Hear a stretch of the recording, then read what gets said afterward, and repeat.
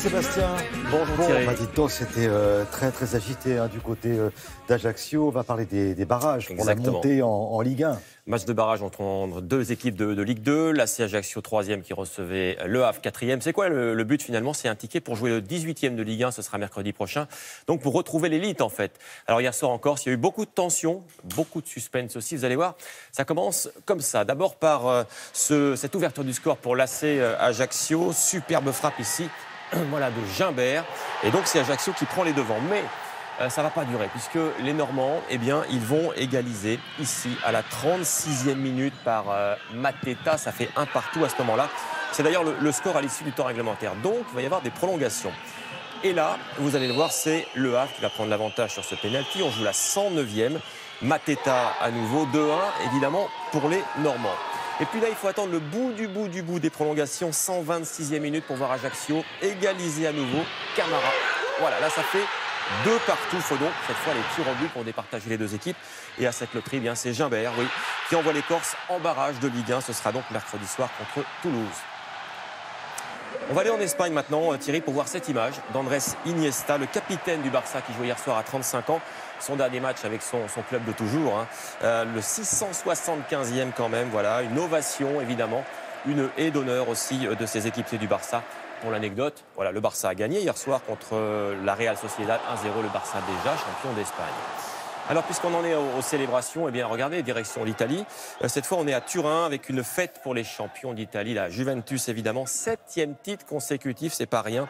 C'est la première fois depuis 4 ans qu'ils fêtent ce titre, les Turinois, parce que figurez-vous qu'en 2015 et en 2017, ils jouaient la Ligue des Champions, donc pas de fête. En 2016, ils préparaient l'Euro, pas de fête.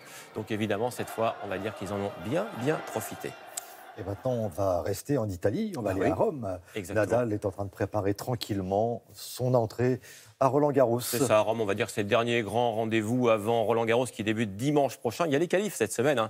Et bien, hier soir, il y avait une finale entre le maître, Nadal, et l'élève, Zverev. Et qui a gagné, Thierry? C'est le maître. Regardez, Raphaël Nadal, qui mord, il va mordre en tout cas dans ce trophée pour la 8e fois de sa carrière. Il aime bien mordre les trophées comme ça, Rafa.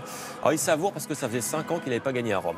Raphaël Nadal, donc numéro 2 mondial, vainqueur d'Alexandre Zverev, numéro 3 mondial. Il a 21 ans seulement, Zverev, ça promet.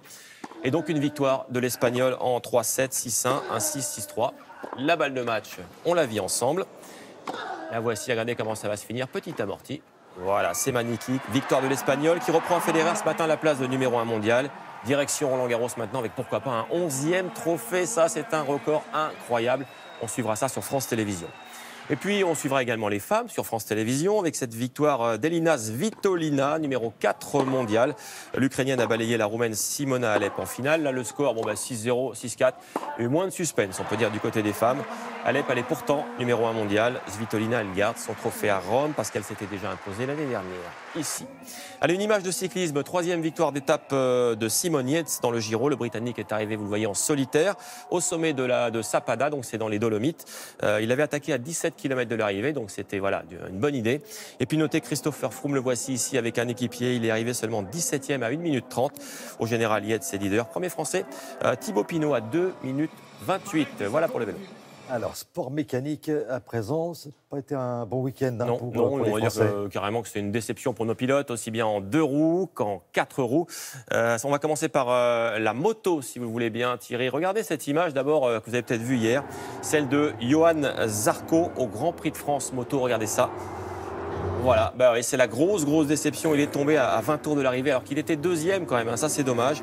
On va revoir cette glissade. La voici. Regardez comme il perd le contrôle là, de sa moto. Dommage parce qu'il s'était élancé de la pole position. Impossible à le rattraper. Le vainqueur, c'est lui, l'Espagnol Marc Marquez sur Honda. 3e victoire d'affilée pour l'Espagnol au championnat. Marquez est leader. Zarco 3e. Et puis, puisqu'on est en sport mécanique, dernière image, pour vous dire que dans le rallye du Portugal, Sébastien Ogier, il est passé complètement au travers. Ça, c'est rare, mais ça arrive. 21e seulement de cette 6e manche. Une épreuve marquée par cette sortie de route de Chris Meeke sur Citroën. Je vous laisse regarder. Voilà, forcément là, ça va aller moins bien au niveau de la Citroën. Rassurez-vous, ils ne sont pas blessés. Et le vainqueur, le voici, c'est le Belge Thierry Neuville sur sa Hyundai. Du coup, il prend la tête du championnat du monde avec 19 points d'avance sur Sébastien Ogier. Lui, il a réalisé un beau coup hier du côté du Portugal.